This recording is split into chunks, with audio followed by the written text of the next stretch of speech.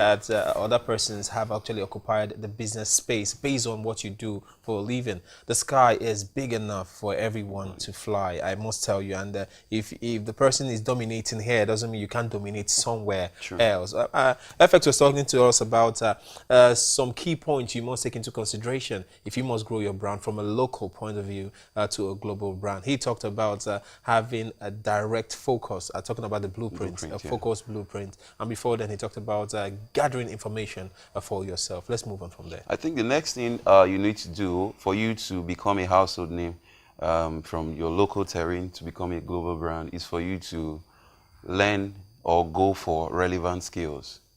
You must go for relevant skills. How's that different from acquiring information? Now, there's a difference between getting information and knowledge to be able to do your business very well. It's different from you getting the relevant skills that will help you get that job done. Okay. So the information and knowledge you get expands your mental capacity to deliver what you do. And then the skill give you the workmanship, the expertise to be able to do that thing. For example, if you look at people that do a certain kind of business, no matter the kind of business you do, there are some major kind of skills you need to master. First of all, communication skill. Not everybody knows how to communicate with their customers. That's key. Communication skill is key for any kind. To the akara woman, somebody can come to your shop and wants to buy akara of 10 naira. The way you attend to that person would determine if the person will come back next time and buy the one for 15 naira. The way you do the next time will make the person say, go and buy from that other woman. It will make that person recommend other people. So communication is key. I told you about somebody communicating with me for a deal we've already closed on the phone. She came back and started renegotiating, not 1 hour, 2 hours, 4 hours. Okay. Now, for some other persons, they will see it as time wasting. Exactly. They'll get angry. They'll tell that customer off. But I was still able to close that deal. And as of today, we're delivering the job to her. So that particular ability for you to be able to communicate and still pass your point down, it's relevant for you. We also look at things like, for example, sales skill. You can come out with a product to sell in the marketplace, but your ability to sell that product, to advertise it and sell it, to have that convincing power, to be able to say, this product, I know you've seen it. You need it. Exactly. You need it. It's not a want. You need it. You have to go for it. Because that person might have gone to 3, 4, 5 places before coming to your own office. So the ability for you to be able to sell, it's a major criteria. That's why I say relevant skills. You might have just gotten the normal trained workmanship. Maybe probably as a broadcaster, you've gotten the trade workmanship.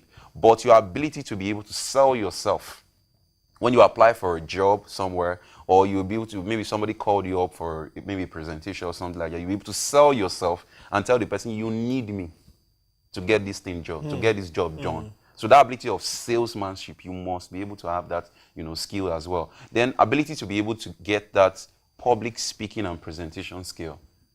There's this thing called elevation pitch. So I asked somebody once that came to my office for a business coaching class, and I asked the person, if you were with Aliko Dangote for 30 seconds in an elevator, convince him to invest in your business or become a business partner with you.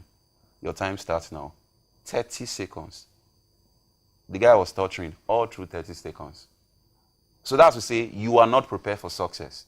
You must be ready that in 30 seconds, you may be able to drive your points home and then be able to get someone that is a prospective business partner to give you an appointment. Being literate, does it have anything to do with this? Because some would say, okay, perhaps it's the right English to actually say or use with him in that elevator was a problem that person could not communicate. Sometimes when you meet people like that and you want to create business partnership with them, you might not be literally discussing the business per se.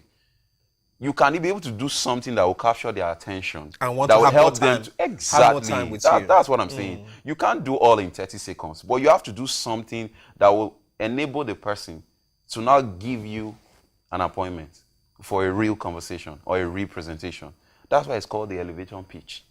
You do it in 30 seconds, 45 seconds, and then the person looks at you and said, I think you can talk again. This is my business card. Call me. And then from there, you can close the deal. you can close a deal. You can even meet someone even before boarding time in the airport, and then you can be able to close a deal at that particular time. And before you know, you are there. So that ability for you to be able to present yourself, present your idea, and speak to people with confidence about you being sure. You know, there are some people that are selling things to you. They are not sure of what they are selling to you. True. You see, people are transparent when they talk to you. Do you understand? So when they are talking to you and they are not sure about it, they themselves don't believe in what they are selling. So is it you that they buy? You should not get to buy from them. It's not possible. So you must be able to master relevant skills that will be able to get you up there. Another thing is content development skill. For those that are professionals, then you want to send a proposal to a particular company, or you want to send a partnership deal, or you want to be able to send something like a proposal letter for partnership and all that. You should be able to put your documents together. You must be able to know how to be able to put your documents together, put your words together, and then put an agreement together that would give the person an ROI, a return for his investment, a return for that partnership that the person wants Because to no come one in wants to between lose money. at all. So if you're able to give the person something tangible, definitely the person will be able to close the deal. So content development is another major skill that you'll be able to master. Another thing again is digital marketing skill. These are relevant skills that no matter the kind of business you do, You need it. you need it. You are selling akara. You can actually, do you know you can actually use your WhatsApp status to sell akara, and people will be patronizing you. You And deliver. you'll be doing home delivery. But people don't understand this thing. They see it as child's play. Those times you're actually loading your phones with data and all that. You can use your status. If you check my status, most times they are all business oriented. And sometimes I do some kind of like particular kind of job and I post it and it gives me 10 jobs within that day. That's true. So you must be able to monetize everything that you do. But it takes a good ability of a good, digital marketing skill that you already have and a good right sense of mind that aligns with your blueprint that we talked about for you to be able to